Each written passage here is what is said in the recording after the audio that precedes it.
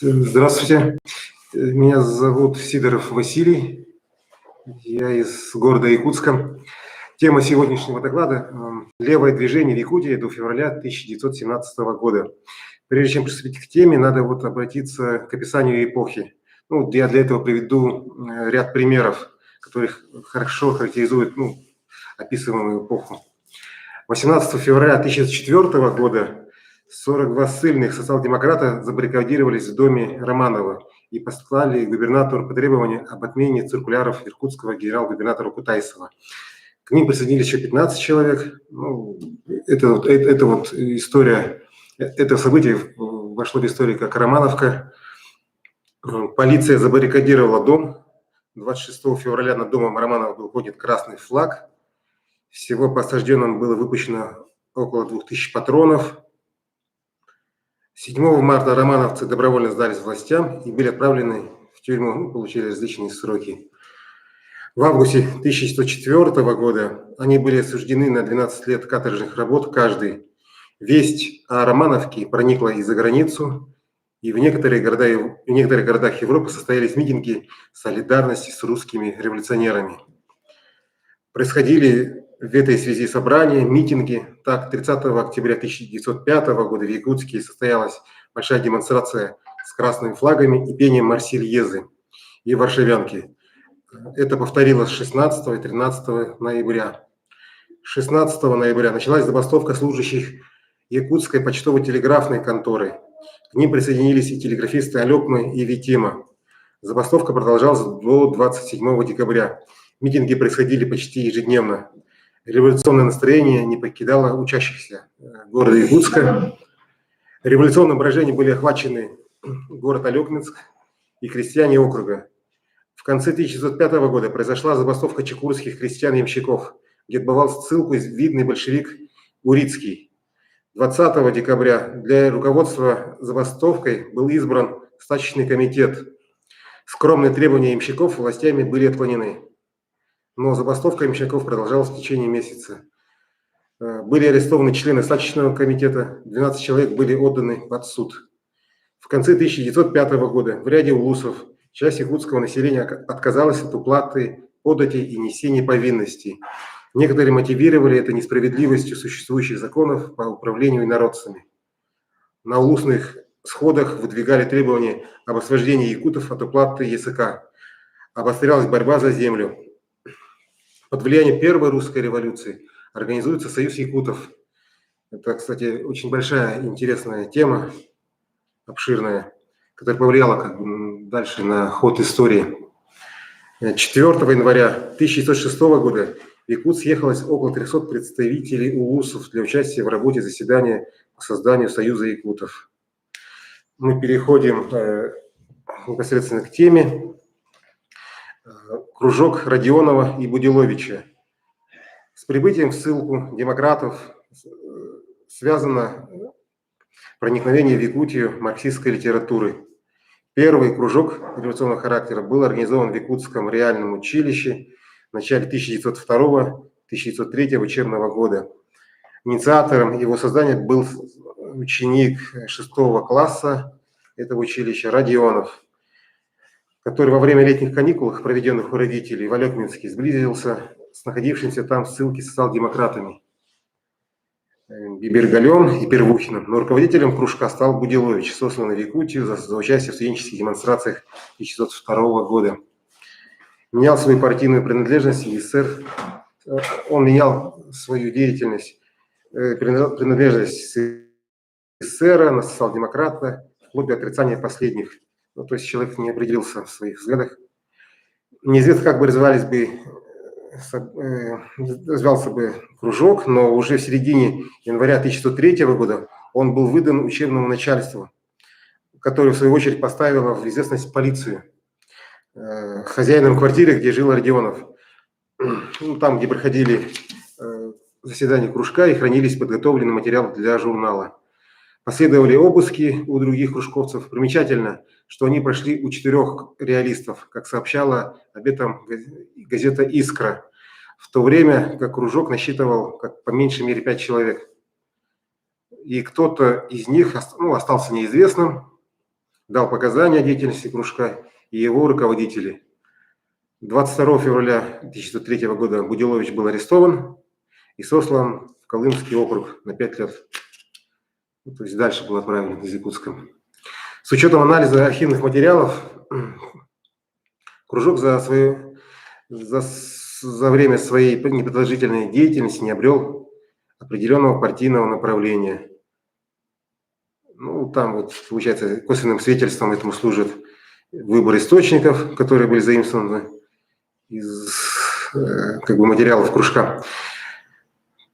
Так, ну тут они использовали материалы из статьи из «Искры», «Южно-русского рабочего», также из «Бунда», из «Эсеровской революционной России».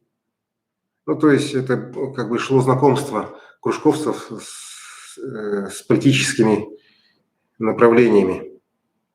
Ну и с другой стороны, видимо, они пользовались тем, что могли просто достать. Хотя никаких практических результатов деятельность кружка не имела, дело о кружке реалистов было едва ли не первым политическим делом, обвиняемым, по которому привлекались местные жители, а суд над кружковцами имел значение показательного. Так, вот следующий пункт. Апрель 1905 года. Кружок «Маяк». В 1905 году в Якутске среди учащихся возникли кружки по изучению общественных вопросов. В них издавались рукописные журналы.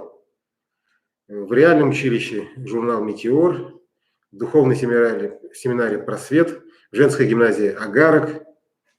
Летом 1905 года в Якутске собралось более 100 полицейных из улусов и наследов. Они устраивали собрания, на которых обсуждались тактические вопросы революции Якутской области, административные вопросы, экономические и так далее.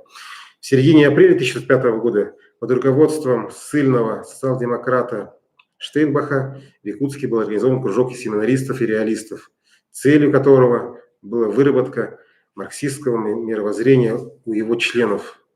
Кружок Штейнбаха был не единственным в Якутске в то время. Параллельно с ним действовали несколько небольших кружков, где учащиеся под руководством политических ссыльных занимались самообразованием, преимущественно чтением газет и журналов. Изредка несколько таких групп устраивали объединенные собрания, на которых ссыльные выступали по вопросам текущего момента. С началом нового учебного года состав кружка, руководимый Штейнбахом, пополнился новыми членами из числа реалистов, семинаристов, гимназисток. Очевидно, в это время в кружок вступил воспитанник духовной семинарии Владимир Чапалов, в скором времени ставший одним из активнейших его членов.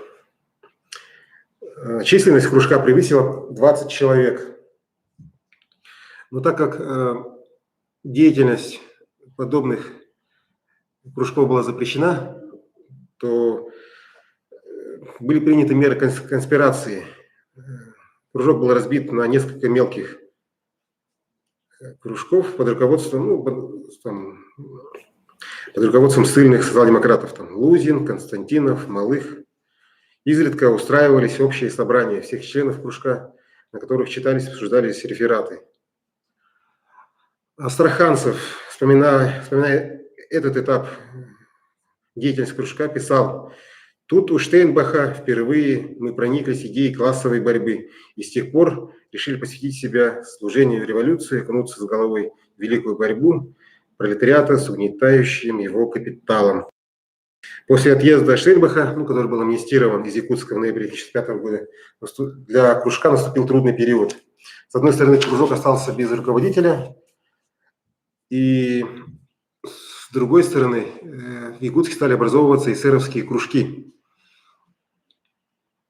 Ну и, как это ни странно, получается, социал-демократический кружок «Маяк» вел борьбу как раз с этими эсеровскими кружками.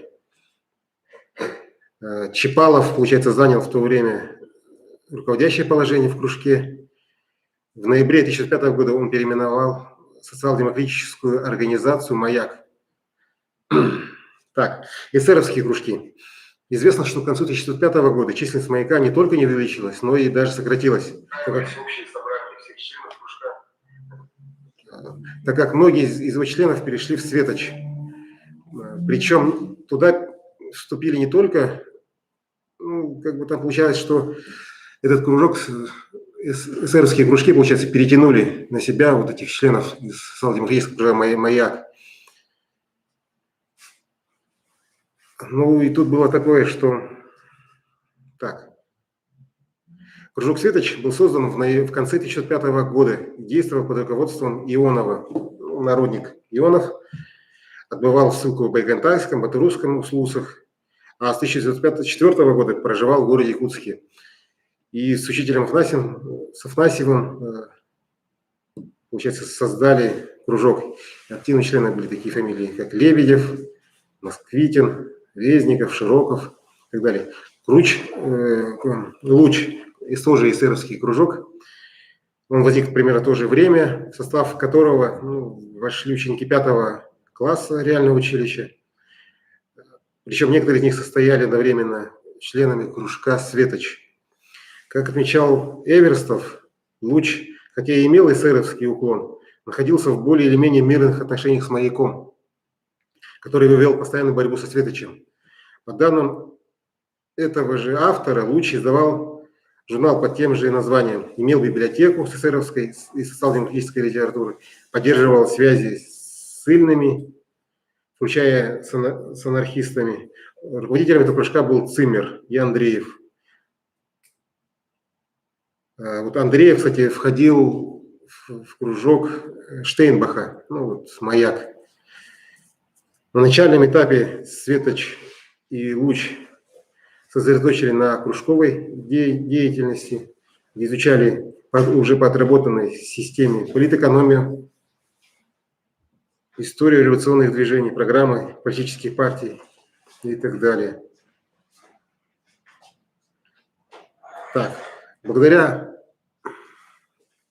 усилиям участников «Маяка» в Якутске была создана целая сеть марксистских кружков, около 10, в которых изучалась программа РСДРП и произведения классиков марксизма. Ведя пропагандистскую работу, члены кружка связались с несколькими солдатами местного гарнизона. Широко практиковались проведения дискуссий с членами кружка «Светоч». Но с ноября 1906 года они прекратились, так как, по словам одного из светочинцев, социал-демократы начали диктовать различные условия, а с этим были не согласны мы. Однако споры с Маяком и Светочем на этом не закончились. Они продолжались везде и всюду, где только представлялась такая возможность. То есть, получается, эти кружки между собой не то что не сотрудничали, они, получается, конкурировали. И самое главное, они боролись друг с другом, получается. Так, следующий пункт. 1907-1917 годы. Упадок и разгром кружков. Кружок «Молодые силы». Это было, вот эти события были связаны с поражением Первой русской революции и репрессиями властей, а также выезд по амнистии политссыльных из Якутии, в центральные регионы. В 1908 году Чапалова обвинили в хищениях средствами кружка, «Маяка», и он был вынужден выйти из кружка. С его выходом произошел распад «Маяка». Кружок «Молодые силы» был создан осенью 1907 года при Якутской фельдшерской школе, но постепенно распространил свое влияние и на воспитанников других учебных заведений города. Его организаторами были ученики фельдшерской школы Шахурдин, Иннокентий, Василий Брусенин, Гавриил Заморщиков, а также типографский наборщик Степанов. В 1908 году в кружок были привлечены подростки средних классов, и численность их превысила даже 60 человек. Но в 1909 году они были разгромлены полицией. В 1910-12 годах в Якутске существовал кружок из реалистов и гимназисток, находившийся под эсеровским влиянием, но никаких заметных результатов своей деятельности он не оставил. Другие кружки существовали до 1916 года, но они, к сожалению, не имели никакого политического характера. В 1913 году был образован тайный кружок учащихся якутов, цель которого было воспитать литературный молодняк из воспитанников четырехклассного училища. Но среди них были такие личности, как Николай Винокуров, Заровняев, Кычкины, Неустроев, Слепцов. В 1915 году кружок был преобразован в организацию якутов-старшеклассников всех учебных заведений города Якутска. Численность их превысила 70 человек.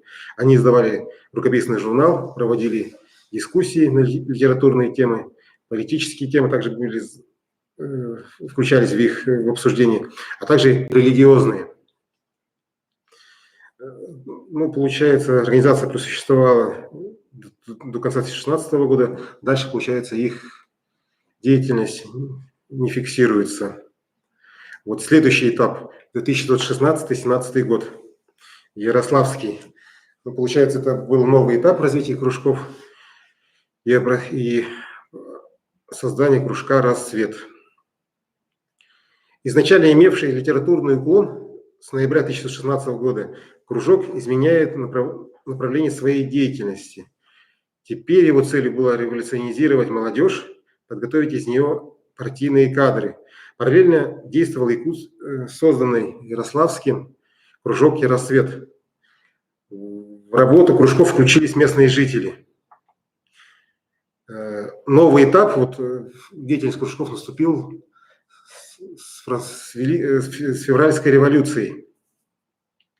Юный социал-демократом, юный социал-революционер, руководимые Бланковым, получается, образовались в этот период, получается. Далее наступает партийный этап. То есть уже, получается, кружки уже вышли из кружковского уровня. Дальше они перешли, получается, на уровень партий. Но это уже другая тема. Вот, и чтобы вместо заключения, получается, деятельность кружков можно разделить условно на 3 этапа. Это вольная интерпретация моя. Первый этап – это знакомство и изучение с марксистской литературой. Это 1902 год, связан с прибытием ссыльных марксистов в якутскую ссылку. Второй этап – романтический.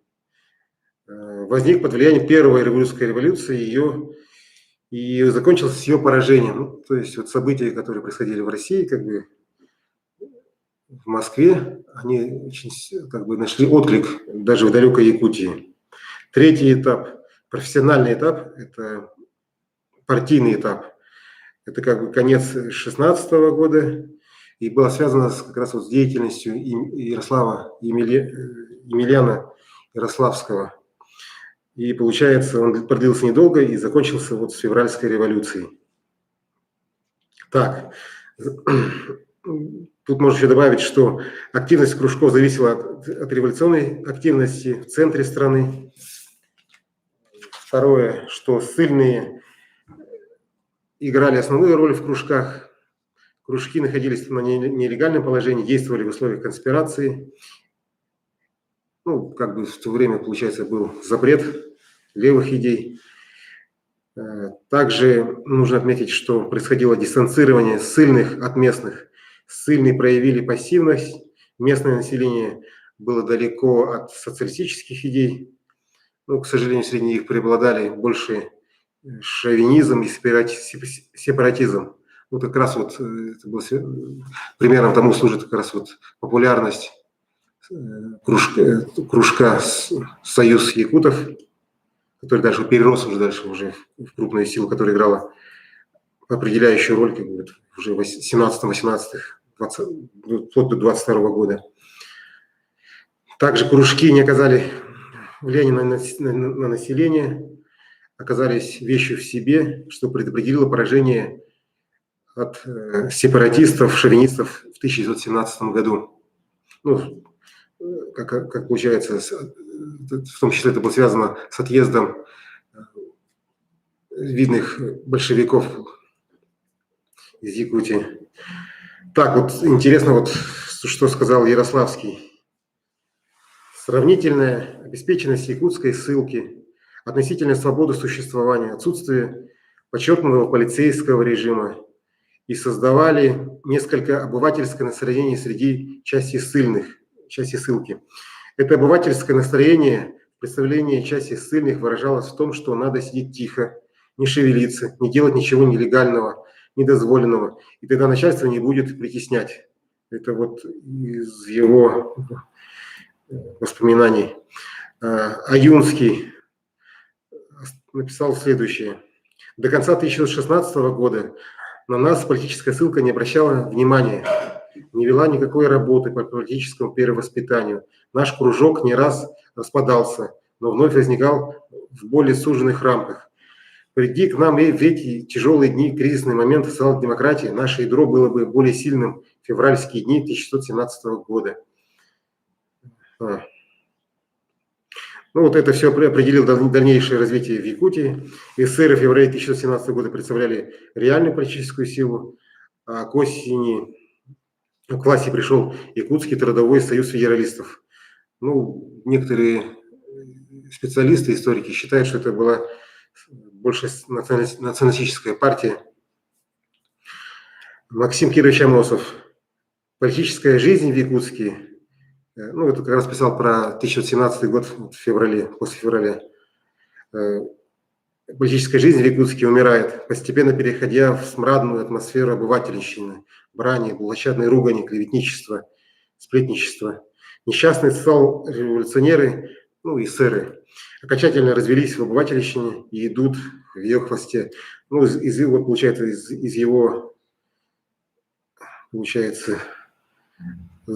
этой записи, получается, можно сделать вывод, что социал-демократы просто исчезли с арены, получается, политической в Якутии и не играли никакой роли. Ну, вкратце, вот так вот. На этом я закончил.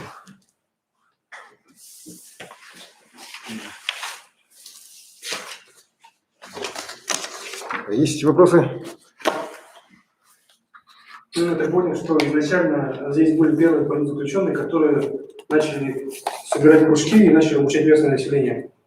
Потом вот эти вот кружки начали разрастаться, и когда началась реакция, когда началась революция, 17 года уехала в Москву, а здесь, получается, не осталось такого, да, ядра, который мог бы саму продолжать. Ну, вот как раз получилось так, что, с одной стороны, в Якутии были очень видные вот эти вот революционеры, которые сыграли большую роль в 1917. Но получается, что когда они попали в ссылку, вот, ну, 2002, 2004, 2003, ну, даже, может, некоторые раньше, некоторые позже, в тот же Ярославский Емельян, да, он попал в ссылку в Якутии в 2013 году.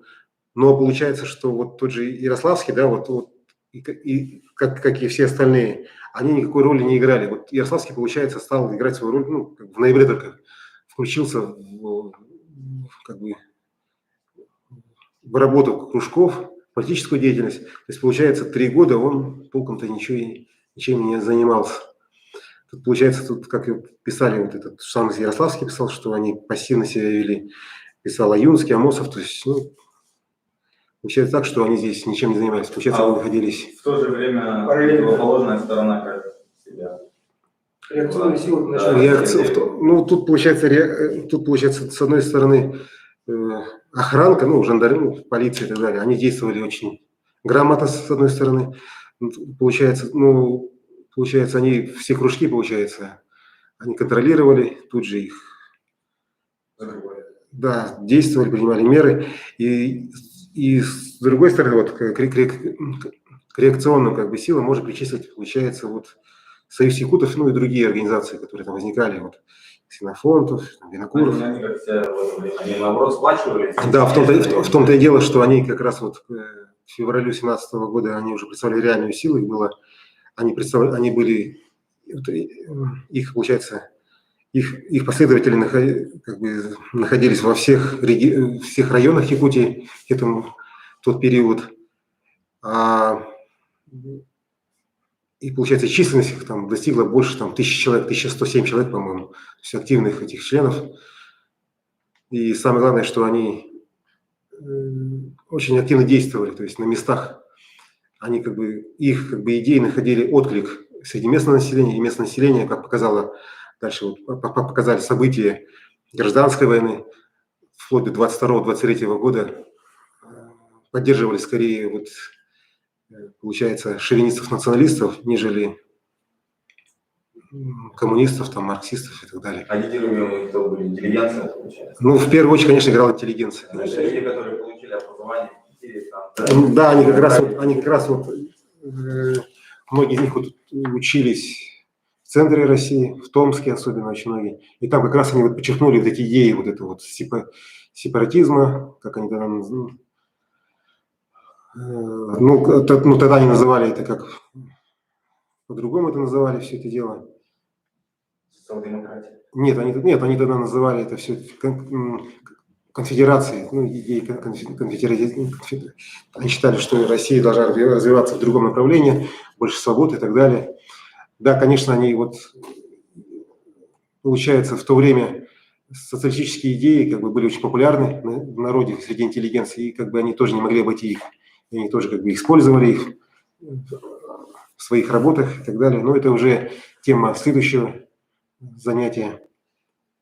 Ну, Союз Якутов, они в первую очередь уже поддерживают район, да, с простыми словами говорить. Ну, это, кстати, на самом деле, тут можно, конечно, вообще обратиться как раз вот, можно привести как бы параллели такие, и сравнить это с событиями, которые происходили в Италии.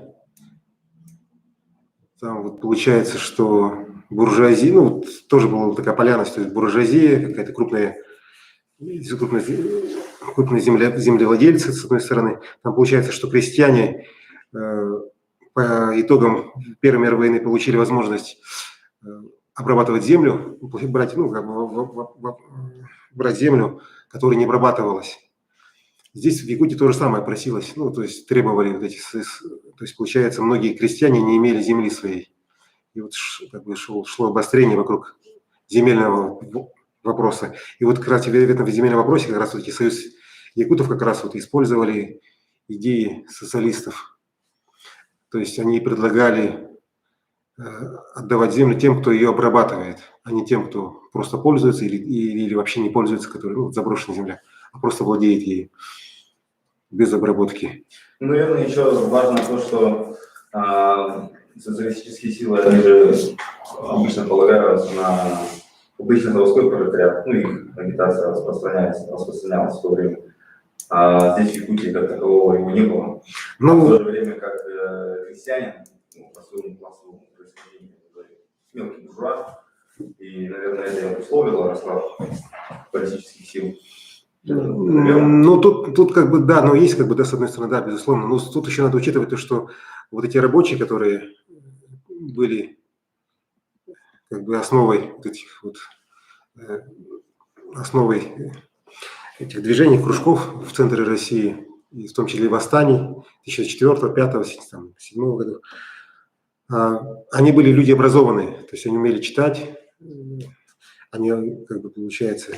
А в Якутии уровень образования был очень низким. То есть, там даже могу привести, вот я приводил пример такой, что в Бутырусском наследии в 2015 году, там, как вам кажется, или из 30 тысяч жителей грамотных было, по-моему, человек 13 всего лишь. То есть в Якутии, проще говоря, народ просто не мог читать. Откуда материал вот этот? Просто тут я готовил выставку. Сейчас на память я не скажу, фотографию могу сейчас, когда закончим, показать. Там есть фотографии архивные с архива 1915 года. Ну, те названия марксистских кружков, которые были в то время, не названы были вот тут. Не все. Те, которые вели работу как раз вот Ну, марксистскую. Ну, основой это борьба за установление и упрочение советской власти в Якутии, Якутск 1957 года, Ярославский, или накануне февральской революции, и Ярославский, сильные большевики в Якутии, 1982 год, Аюнский, якутская молодежь, ну и так далее, и так далее, и так далее. Тех лет. Ну, в смысле. Ну, это получается... Ну, по сути, это было... Нет, ну это было сделано как бы на основании архивных материалов, как бы я вот просто взял из монографий и так далее. и воспоминания непосредственно вот этих участников, того же Изяславского, Аюнского, Амосова. Ну, вывод получается такой, что само по себе кружковое движение разровное, оно не способно организованно противостоять. Тут бы я немножко поправил, не то, что не организован. То есть, получается, кружок должен развиваться. То есть, получается, кружок, получается, как раз я сказал тогда, что кружки были вещи в себе. То есть, они просто занимались чтением книг и не занимались практической деятельностью. Что? Подготовка к партийной работе уже. Подготовка, чтобы перевести в партию. Ну, в том-то и дело, что этой работы как раз и не было, и она началась, получается, вот с приходом Ярославского в эту школьскую деятельность. И самое главное, что кружки-то, получается, не просто занимались просто изучением теории, может быть, там, обсуждением каких-то текущих вопросов, но они не занимались вот в дальнейшем. То есть они, как бы, получается... В поле не работали. Не развивались, получается. То есть они отказывались от цели. То есть, получается, они просто, говоря, читали книги, но не поддерживали, как бы, вот, получается, цели, которые получается, ну, вот... как хобби, короче. Да. То есть, наверное, это тоже из-за следствия того, что не было кадров, которые полками все это делают. Но из-за страха тоже. Ну, тут, возможно, особенности... Нет, тут, конечно... В Москве там их там стреляли, тут страшно было. Ну, вот, видимо, тут было связано с особенностями, получается, Якутии. Получается, тут, с одной стороны, город Якутск был такой купеческий город, чиновничий город. Как и сейчас. Да. Скажем... Ну, не дойная корова, тут другое. Просто почему тут, видимо, тут не было людей, у которых был, ну, как бы, не был, как бы, свой классовый интерес. То есть это были купцы, какие-то мелкие торговники, торгаши, там, чиновники. А тут Якутск был административный центр, купечный, то есть какой-то торговый центр, по большей части, ну, как сейчас получается. А село, получается, оно... Трудно было агитировать. То есть оно было там, то есть не было почвы для этого, ну, для этих идей. То есть там люди не понимали даже каких-то слов даже, каких-то элементарных, то есть, потому что оно было неграмотное абсолютно. И оно не, как бы, ну, как бы оно жило, как бы, своими, как бы, устоями, представлениями о мире. Вот такая, ну, сейчас вот в Якутске, как бы, вот, получается, можно провести опять параллель с Якутском, ну, сейчас в наше время, допустим, Якутск сейчас стал уже другим городом, то есть, получается, Якутск сейчас тут проживает значительная часть населения, то есть тут уже есть не только, как бы, одни чиновники, да, эти торгаши, купцы, тут уже есть... Ну, а вот, получается, пролетарии, да, если которые Ярославские 3 года, да, ничего не занимался, может, когда они сильно не видели смысла, что... Ну, видимо, да, вот вполне возможно, что они, как бы, наталкивались, как бы, возможно, как приходили просто вот даже в каких-то бытовых каких-то вот моментах, просто в общении, они просто наталкивались на стену непонимания, как бы, и отрицания, как бы, со стороны местных жителей. Это вполне возможно. А простые такие, получается, идеи очень легко же внедрять. Вот мы якуты, типа, мы должны держаться вместе. Ну, тут... Вот я говорю про их оппонентов. Да, в том-то и дело, что... Больше... Не, ну в том-то и дело, что они действовали, как бы, получается, изначально они действовали, используя вот эти вот как раз вот популистские, получается, методы. То есть как раз они говорили в первую очередь, что давайте нам... ну, проще, они видели проблемы населения, местного населения. То есть отсутствие, в первую очередь, земли, от которой могли бы они обрабатывать. Получается, вся земля была сосредоточена, там, скажем, в какой-то местности, допустим, у 1-2 человек. В частности, находился в частной собственности, и эти ребята, ну, получается, крестьяне зачастую нанимались работать, да, нанимались батраками, и с одной стороны, и получается, тут из зала тоже сказали, то, что у них мысли были тоже, как бы, такие немножко предпринимательские, кулаческие, то есть, ну, такие собственнические у крестьянства, да, такое есть, и получается, они первым делом они, как бы, ну, в их условиях, получается, в первую очередь остро стоял именно вопрос земли, получения земли. И вот как раз вот этим как раз они как раз и воспользовались Союз якутов, ну и другие организации. Очень хорошая. Я думаю, ее вообще хорошо разобрать более подробно, потому что я думаю, ну, на мой взгляд, тут выдержками не обойтись, потому что, подходя, например, к 17-18 году, и с теми, о чем тут было сказано, с теми кружками, я думаю, тут бы не произошло эти события, которые произошли. Но подготовка все равно велась соответственно, откуда Ну, это уже после появился. 2020 года, когда сюда уже пришла армия, Нет, грубо говоря, с Иркутской области. нет. До этого была работа, тут об этом не сказано. Нет, я Я еще понимаю, раз были говорю. коммунисты, которые воевали, мы это изучали уже. Я просто говорю, когда массово пришло все, когда именно навязали. Ну, просто на самом деле, вот сейчас вот тему, которую мы сейчас затронули, вот про союз якутов, там, земельный вопрос, это выходит за пределы доклада, темы доклада, как бы, мы просто сейчас... Ну, вот, А вот эти школы людей они не пытались установить связь с РСДРП в то время? ну, Или еще? не, ну, безусловно, связь была, потому что сами, как бы, РСДРП, как бы, оно было, как бы, часть здесь, получается. Тоже и Ярославский, Орджоникидзе, там Урицкий, Петровский, там, ну, все тут, они... Да, скажем, и тоже Ярославский, все были здесь, так что... Но это люди, на самом деле, очень сильно грамотные были в плане теории, в плане всего остального.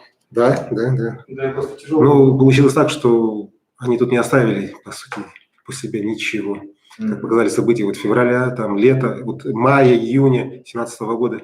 Только плохо то, что они еще уехали, когда началась революция, не взяли стартанули отсюда. Не, ну, плохо, но тут, получается, они были нужны там, в центре, Они получается. нужнее там, Они там, да, то есть утверждать так, что они... А получается, местная якутская интеллигенция до 17 года... Ну, к сожалению, местная якутская интеллигенция, мне кажется, как и сейчас, она как бы заражена таким вот сепаратизмом немножко, шовинизмом и так далее. То есть почему-то вот так вот получается у нас. А вот эти Амосов, там, Юмские, они что творят? Ну, это, получается, исключение было такое, по сути. То есть, получается, тот же Амосов, он там руководил союзом там, чернорабочих, батраков и так далее. Там создавали вот эти союзы. И, получается, как раз вот эти вот союз якутов там, вот, в лице интеллигентов, как раз оттуда его и выдавили. И забрали, получается, вот эти вот рычаги на местах. Союз батраков, там вот этих вот, ну, чернорабочих якутов. То есть они там никакой роли не сыграли. В итоге, получается, их не смогли там закрепиться, удержать и так далее. То есть, получается, к сожалению или к счастью, ну, не знаю, получилось так, что как получилось, что социал-демократы, получается, на местах Ну, проиграли до 17 года. оказались не способны ни захватить, ни удержать власть на местах.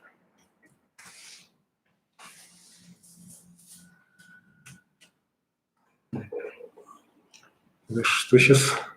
Есть еще вопросы? Какие-то, может, замечания? Нет, в принципе, нормально все.